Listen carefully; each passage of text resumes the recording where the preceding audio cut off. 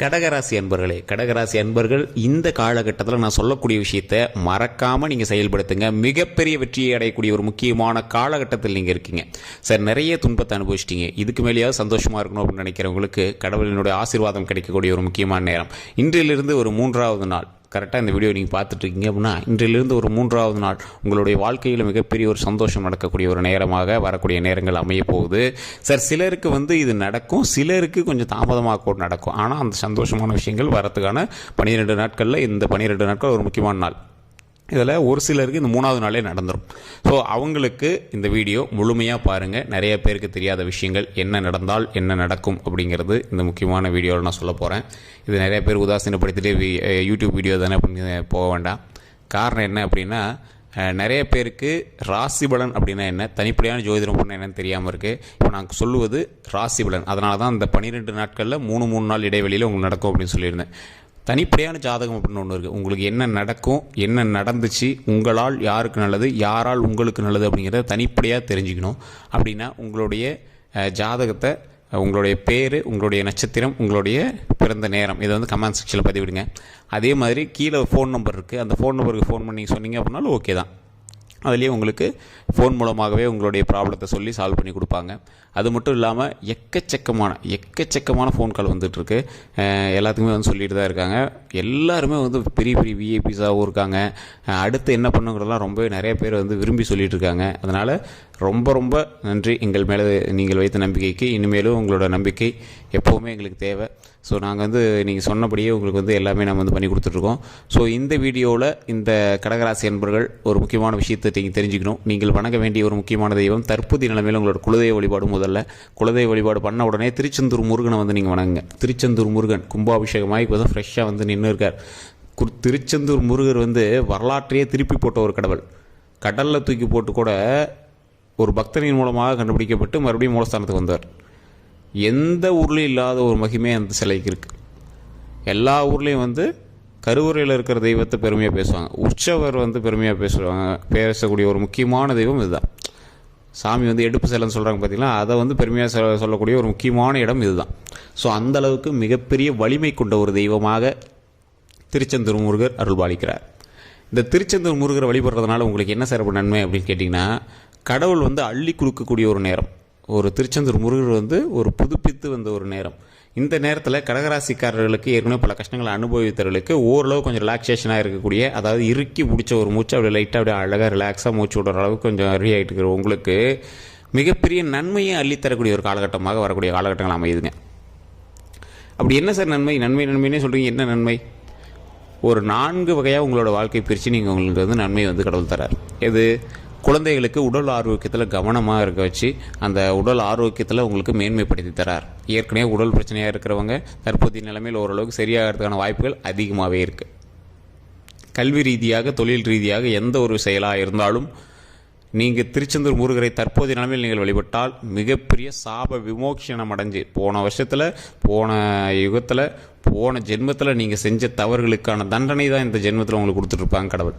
அப்படி கொடுத்துட்டு இருக்கும் போது அந்த தண்டனையிலேருந்து நீங்கள் வெளிப்பட்டு உங்களுடைய வாழ்க்கையை சீரும் சிறப்புமாக வாழ வேண்டும் என்றால் இந்த திருச்செந்தூர் முருகர் வழிபாடு உங்களுக்கு மிகப்பெரிய நன்மை தரும். ஓம் திருச்செந்தூர் சுப்பிரமணிய சுவாமியை போற்றி, ஓம் திருச்செந்தூர் சுப்பிரமணிய சுவாமியை போற்றி, ஓம் திருச்செந்தூர் சுப்பிரமணிய சுவாமியை போற்றி அப்படின்னு மறக்காமல் 3 டைம் கமெண்ட் செக்ஷனில் பதிவிட்டு எப்போ ஃப்ரீ டைம் கிடைக்குதோ அப்போ சொல்லுங்கள். அதை வாயால் உச்சரிங்க. அதே மாதிரி திருச்செந்தூருக்கு முடிஞ்சால் இந்த வருடம் போய் பார்த்துடுவாங்க. திருச்செந்தூர் முருகரை நீங்கள் வழிபட்டால் உங்களுக்கு மிகப்பெரிய நன்மை நடக்கக்கூடிய ஒரு முக்கியமான காலகட்டம். இல்லை சார், நீங்கள் ஏற்கனவே போயிட்டு இருந்தீங்க அப்படின்னா கும்பாபிஷேகம் ஆன பிறகு நீங்கள் ஒரு டைமாவது போய் கும்பிட்டுவாங்க.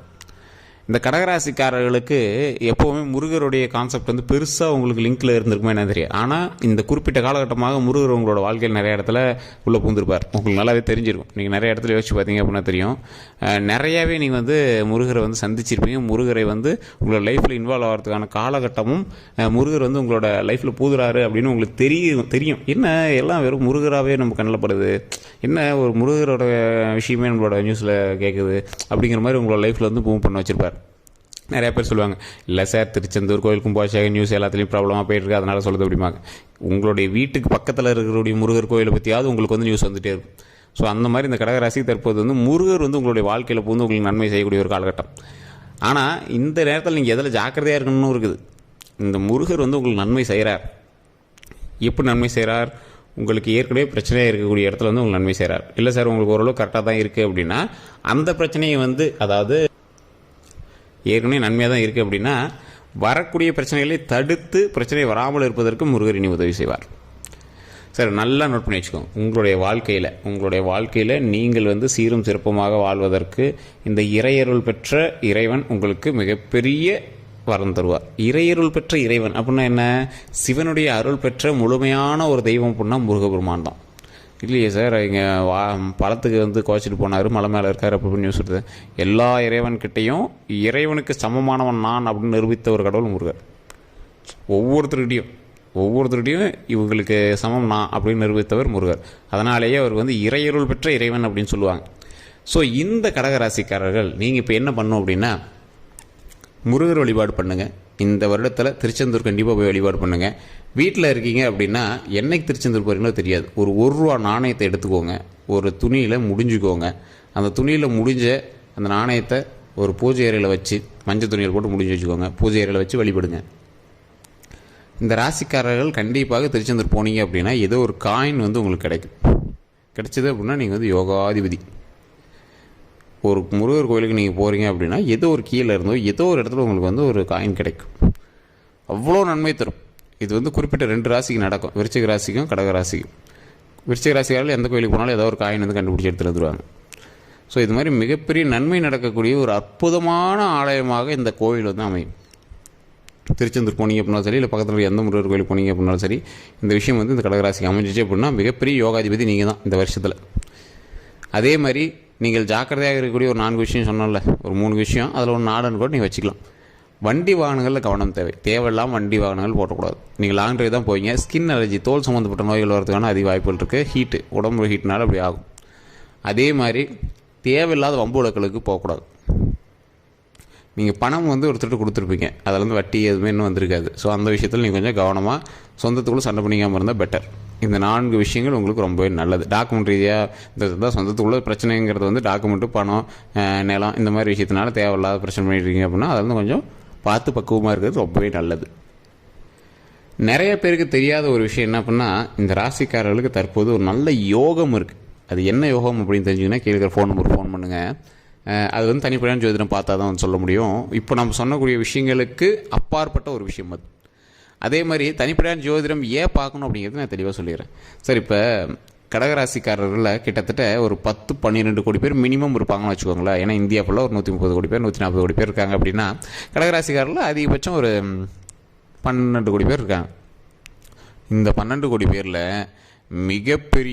மிகப்பெரிய ஒரு ஆளுமை திறன் கொண்டவங்க இந்த கடகராசிக்காரர்கள். அதிக கஷ்டப்பட்டவங்களும் இந்த கடகராசிக்காரர்கள். சார் கஷ்டம்லாம் பட்டாங்க, ஆனால் ஒவ்வொருத்தருக்கும் ஒவ்வொரு வருடங்கள் 2.5 வருடம் அந்த மாதிரி தானே சார் கஷ்டம் நடந்துச்சு அப்படிங்கிறவங்களுக்கு தான் இந்த தனிப்படையான ஜாதகம். ஏன் அப்படின்னு நான் சொல்லிடுறேன், கேட்டுக்கோங்க. இந்த 12 ராசிகள் இருக்குது பார்த்தீங்களா, 12 ராசிகளில் இந்த ராசி வந்து ஒரு முக்கியமான ஒரு காலகட்டத்தில் இருக்குது. இது கஷ்டத்தை அனுபவிச்சுட்டு தான் நல்லதை அனுபவிக்கக்கூடிய ஒரு காலகட்டம். அப்போ இது என்ன பண்ணோம், இந்த ராசியில் நட்சத்திரம் வேறு, தசாபுத்தி வேறு, லக்கினம் வேறு. அப்போ அதற்கு தகுந்தாற் போல தானே பலன்களும் இருக்கும், அதற்கு தகுந்தாற் போல தானே நன்மையும் தீமையும் அதுக்கு தகுந்த மாதிரி கலந்து நடக்கும். இப்போ வந்து தீமை நடந்து நன்மை நடக்கக்கூடிய ஒரு காலகட்டம்.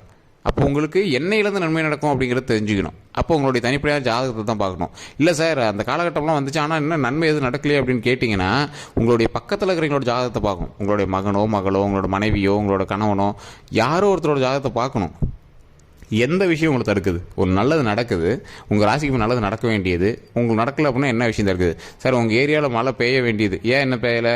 கம்பெனி இருக்குதா, ஏதாவது பொங்குதா, ஏதோ ஒரு என்ன மாற்றங்கள் நடக்குது, இயற்கையை தாண்டி ஒரு மாற்றங்கள் நடக்குது அப்படின்னா பக்கத்தில் வேறு ஏதோ தடுக்கிறாங்கன்னு அர்த்தம்.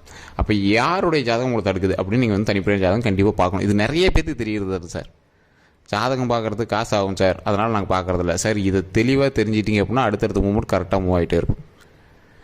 யார்கிட்ட இருந்து கரெக்டாக நீங்கள் வந்து சரியாகி நிற்கணும் அப்படிங்கிறத நீங்கள் பிளான் பண்ணிட்டீங்க அப்படின்னா உங்களுக்கு கரெக்டான ஒரு மூமெண்ட்டில் கரெக்டான நன்மை நடந்துகிட்டே இருக்கும். இன்னொன்று என்ன தெரியுமா சார், இந்த ராசிக்காரர்களை பொறுத்த வரைக்கும், இந்த கடகராசிக்காரர்களை பொறுத்த வரைக்கும் நீங்கள் கேட்டது கிடைக்கும். ஆனால் நீங்கள் அவ்வளோ எந்த விஷயத்துக்கும் பெரிய மெனக்கெட்டு விருப்பப்பட்டு நீங்கள் பண்ண மாட்டீங்க, இருக்கிறத வச்சு அனுபவிச்சுக்கலான் இருப்பீங்க. தற்போதைய காலகட்டத்தில் ஓரளவுக்கு வருமானம் வரக்கூடிய காலகட்டம் உங்களுக்கு நல்லாவே தெரியும். ஓரளவுக்கு பழச கம்பேர் பண்ணும்போது உங்களுக்கு ஓரளவு வருமானம் வரக்கூடிய காலகட்டம். உங்களுடைய வாழ்க்கையிலேயே இப்போ நீங்கள் அதிக சம்பளம் வாங்கிட்டு இருக்கிறீங்கன்னு கூட வச்சுக்கோங்க. இது வரைக்கும் அவ்வளோ சம்பளம் வாங்கினதில்ல சார், அவ்வளோ வருமானத்தை பார்த்தாலும் சார், இப்போ தான் அவ்வளோ வாங்கிட்டு இருக்கீங்கன்னா இதை விட அடுத்த ஸ்டெப்பு அதிகமாக வரக்கூடிய ஒரு காலகட்டம். ஸோ அதனால் இனி வரக்கூடிய காலகட்டங்களில் என்ன நடக்க போகுது அப்படின்னு தெரிஞ்சுக்கணும் அப்படின்னா கீழே இருக்கிற நம்பர் கான்டாக்ட் பண்ணி பேசி தெரிஞ்சுக்கோங்க. இந்த வீடியோ இது வரைக்கும் நீங்கள் சப்ஸ்கிரைப் பண்ணாமல் பார்த்துருக்கீங்க அப்படின்னா சப்ஸ்கிரைப் பண்ணி பக்கத்தில் பெல் பட்டன் மறக்காம ப்ரெஸ் பண்ணிக்கோங்க. வேறு ஏதாவது கருத்துக்கள் இருந்து அப்படின்னா மறக்காம கமெண்ட் செக்ஷன் பதிவு பண்ணிக்கோங்க. ஃபேஸ்புக்கில் பார்த்தீங்கன்னா கண்டிப்பாக ஃபாலோ பண்ணிக்கோங்க. இந்த ஃபோன் நம்பருக்கு கான்டாக்ட் பண்ணிங்க அப்படின்னா எந்த பிரச்சனைகளாக இருந்தாலும் தீர்த்து வைக்கப்படும். எல்லோருக்கும் நன்றி நண்பர்களே.